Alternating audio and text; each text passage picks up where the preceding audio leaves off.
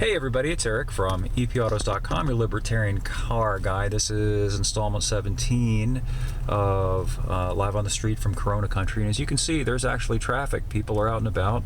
Again, good sign. Businesses, unfortunately, are still shuttered because Corona, including the bank, which I just rolled by. And you can't go in the lobby except with an appointment because in bold-faced type letters, the Corona pandemic, it's going to kill us all, you know, don't you know?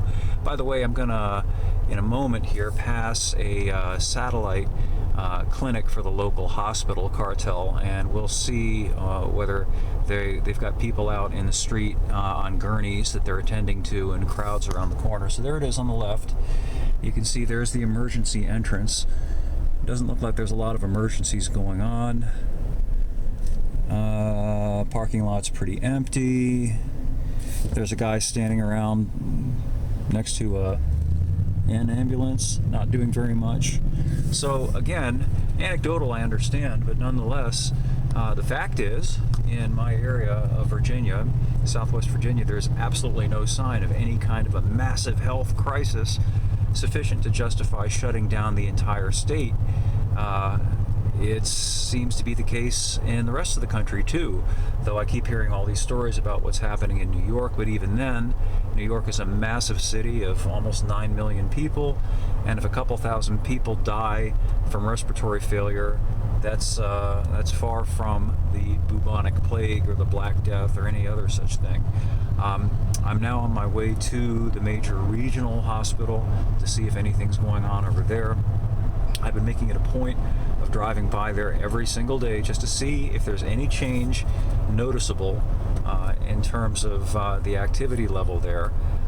If we're to believe the rap that's being peddled every day by Fauci and that other woman that's at Trump's side all the time, who apparently is some kind of a doctor or some kind of an epidemiologist, they keep talking about this exponential increase in the number of deaths.